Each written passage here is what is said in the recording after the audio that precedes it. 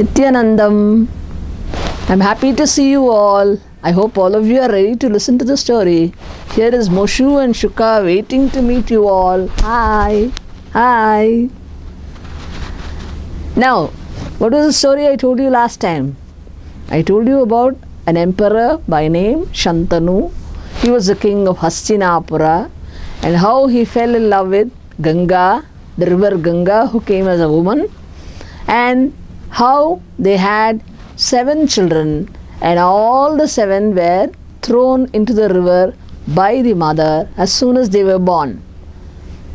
I told you that when the 8th child was about to be thrown into the river, the father of the child, Shantanu, the king Shantanu, he stopped Ganga and said, "Please, why are you throwing all the children into the fire? I want this child, please don't do it." Now, Ganga immediately reminded the king. What did she remind him? Shuka is asking.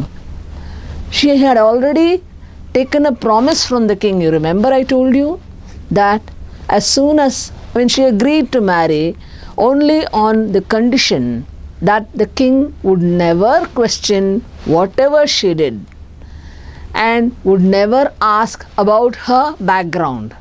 So based on that only the king had married her. Now he had broken one of the promises. He said, "Why are you doing this?" when she was about to throw the child. So she said, "Now you have broken the promise and I have to leave you. But I will tell you what is the reason I have thrown all the children into the river." She explains the background story. Only now she tells him that she is River Ganga in human form. And she tells him the background story about 7 or in fact 8 divine beings. They are called Vasus. Divine beings in the sense they'll have some extra power, a little more extra power than us human beings. So those divine beings, when they were traveling, they happened to come near the hermitage. Do you know what a hermitage is? An ashram. Ashram of a particular sage by name Vasishta. Vasishta was a very important sage in olden days. Many of the kings have been guided by that sage. And this sage Vasishta, that particular day when the Vasus entered the ashram, he was not in the ashram. And he had a beautiful cow. A beautiful cow by name Nandini. The cow's name is Nandini. In olden days, sages in the ashrams, they invariably had cows with them. Why? Do you know? Have you heard of tapas or sacrifices being conducted? Sages always conduct sacrifice so that they offer whatever they have to offer into the sacrifice. Sacrifice will be a fire. Into the fire they'll offer, and that fire god will take it to the respective god to whom the sage has prayed. For example, if there is no rain in a particular place and no crops are being grown, there is water shortage, then in olden days they don't go about searching for water everywhere. No, they cannot travel. They don't have the facility to travel as we do now. In olden days, it was very difficult to travel from one place to another. So what was the method they did? They had other aids or help through mantra. What do I mean by mantra? Energized words.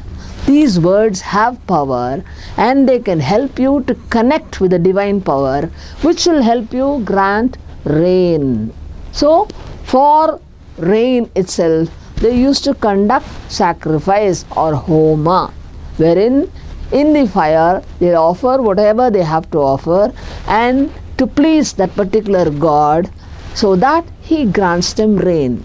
And if there is rain, there are crops, there is water, and there is plenty of prosperity in the whole area. So based on that, the sacrifices were being held. The ashrams were the places where people used to gather and sacrifices were held. Now this sage Vasishta's ashrama had that cow. Cow is necessary for a sacrifice. Do you know why? It is a cow which gives milk. It is from the milk we get curd, and from curd we get ghee. Ghee is the offering that you have to put into the fire. Nothing else. You don't put any other oil or anything. It is ghee that is offered because it is pure. So a cow is a basic necessity in all ashrams. So this cow, Nandini, it was so beautiful looking, so rich and strong and healthy looking. The Vasus were attracted by that animal there. And one of the Vasu by name Dyu. What is the name? Dyu. Yes, Shuka is telling you Dyu. Dyu is the name of that Vasu. His wife, who had gone along with them, she loved to have that animal. As soon as she saw it, she said, I want that animal. We should keep it with us. And immediately they stole the animal and went away. Now the sage who was not there, he returned back after some time and found that Nandini, his favorite cow, was missing. The sage immediately, because he is a sage, you know what power they have? They can see the past, present, future, and wherever you are, if they want, they can see you. And who has stolen? They do not go to a police station and find out who has stolen the cow. No, he can just look through his third eye and find out who has taken it. Oh, is it so? Yes, that is how he found out that one of the Vasus has taken the cow Nandini, and he was helped by 7 other Vasus. So what did the sage do? He was immediately angry, because in olden days even stealing was a big crime. Stealing and taking another's property without their knowledge is a very big crime. And the sage got angry and he cursed the Vasus. What was the curse he gave? Yes, Moshu is eager to know. The curse is they should be born in this planet Earth, or in this earth as human beings. I told you they are divine beings. They have divine powers. But now, because of the curse, they will forget that power and come back and live as human beings. Now the Vasus immediately could feel the curse of the sage. They ran to his ashram, fell at his feet and asked for his pardon. The sage immediately cooled down. He said, whatever I have uttered as a curse cannot be taken back. So, one relief I can give you. The 7 Vasus who were directly not involved in stealing the cow will be born on the earth, and immediately they will be released from their human life. They will come back to the divine life. But the one Vasu by name Dyu, who stole the cow, he will have to live on the earth for a very long time. But anyway, even there, he'll be a very powerful person, very well respected, and will live a long life in a beautiful manner. That was the blessing sage Vasishta gave to the Vasus. So Ganga told King Shantanu, she is narrating to King Shantanu. I told you, in Mahabharata we always have stories within stories within story. It will always be there. And Ganga, who is narrating the story to Shantanu, said, all the Vasus came to me and prayed that I be their mother. So, in order to bless them, I agreed. And because you are a very virtuous king, you were chosen as their father. So the Vasus, the divine beings, always choose their mother and father. That you have to understand. It is not just accidentally they are born to a father and mother. No.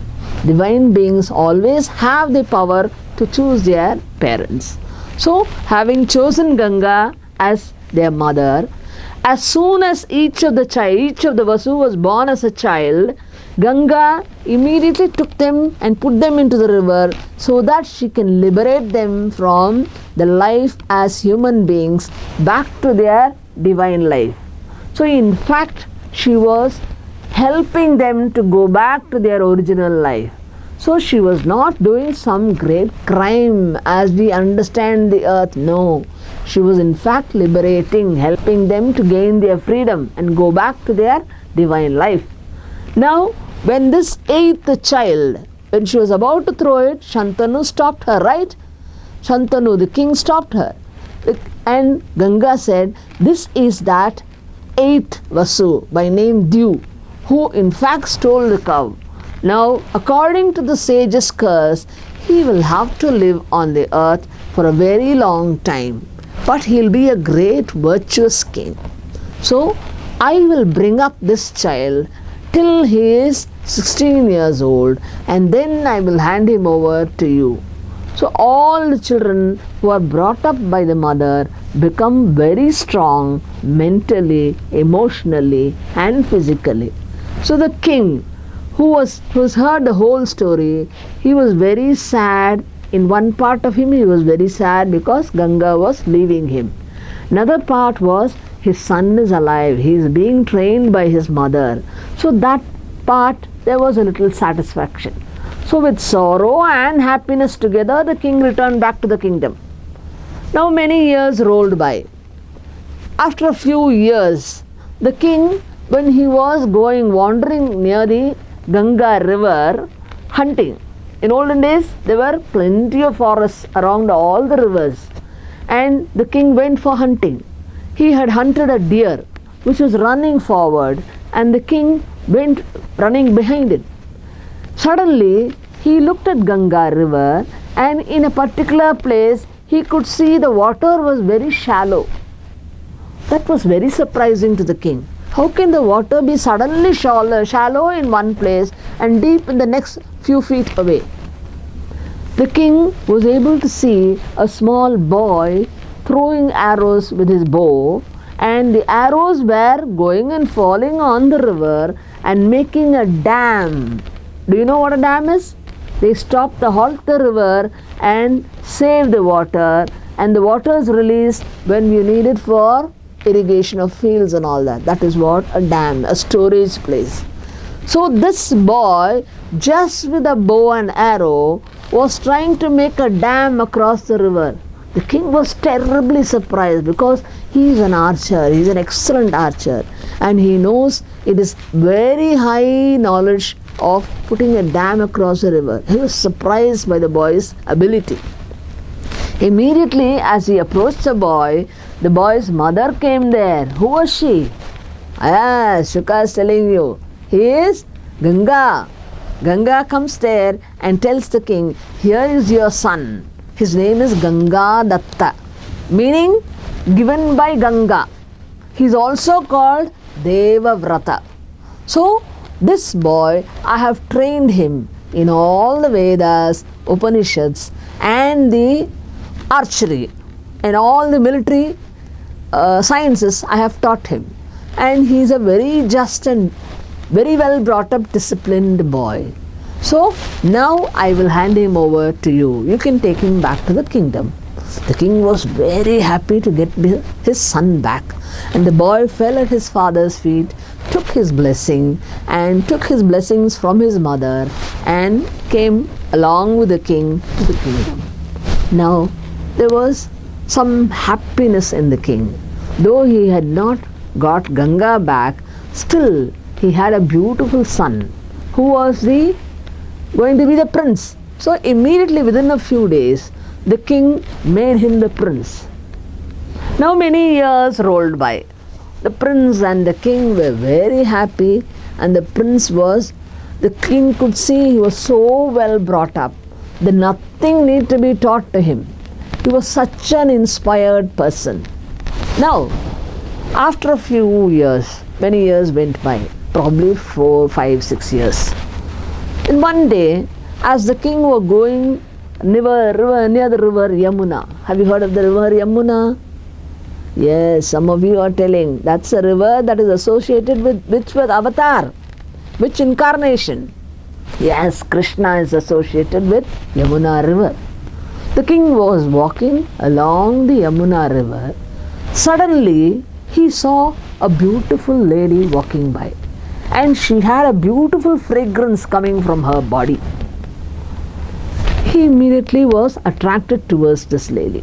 He went near her and asked her, "Who are you?" She said, "My name is Satyavati." And when he asked her, "How is it that such a beautiful smell is coming from you?" She said, "I have a boon." Boon means blessing. Blessing from a sage who said, "I will have this fragrance from my body forever." The king was very much attracted towards her. He asked her, "Who are you?" She said, "I am the daughter of a fisherman and I ferry passengers from this shore to that shore. That is my service I am doing." The king was very interested in marrying her. So he said, "Please take me to your father." She took him to her father. Her father was very pleased to have the king and coming and asking to marry his daughter. He said, "I am very pleased to give my daughter to you. But as a father, I have a duty which I have to perform to my daughter." The king asked him, "What is it you want?" The father says, "As soon as she is married, if she gets a child, that child should become the heir to the throne, meaning he should become the next king." The king was surprised, but he could not give in to that wish. Do you know why? Yes, you're guessing it. Even Moshe is guessing it. He says, "No, Gangadatta is there already as a son to the king. How can the next son become the king?" In olden days, it was always the firstborn of a king who takes over the king's position. No, Gangadatta is there and he's such a beautiful boy, so well brought up, so qualified. The king had no heart to cheat that boy. So he was very sad because he could not marry this girl. So he said, "All right," and came back. He came back to the kingdom. And there, some days, some months passed by. The prince was observing his father. He is very observant, like you all. All of you are observing and listening to the story, right? Likewise, that young boy was also very observant. He was looking at his father. He could see his father was not very happy for the past few days. There was some sadness in him. The boy could not control himself after some days. What did he do? Yes, he went to his father and said, "Father, please, can you tell me what is the reason for your sorrow?" The father said, "See, I have a beautiful son in you. You are the heir to the throne. You are going to be the next king. But in case some other problem comes in and you are made to face it and you lose your life, I don't have a next person to look to for the kingdom." In olden days, in India, in many of the kingdoms, the kings will never stop with one son, because there was always a chance that some battle may come in and something may happen to the son, and they should have somebody else to take over the kingdom. That was their main priority. More than having children and bringing them up and to look after them in old age, all these are modern thinking. In olden days, the kings were more concerned about the kingdom not being without a king after his death. So, with that angle, he was talking to the boy. He said, "I don't have anybody else apart from you to look after the kingdom." Then the boy kept talking to him, and after some time he asked him, "What is it exactly you would like to have?" The king said that he saw this maiden and wanted to marry her, but the father of the girl asked him an impossible request. What was the request? He said, the son or the child born to that girl of his, Satyavati, he should become the king and not you. But I don't want to deprive you of what is actually yours. So the boy heard it. Actually, he did not hear it directly from the king. The king would not tell him all these reasons. He just kept quiet. The boy, being observant, could understand there is something else oppressing the king or making him sad. So he went and asked one of the ministers who had gone to the fisherman along with the king.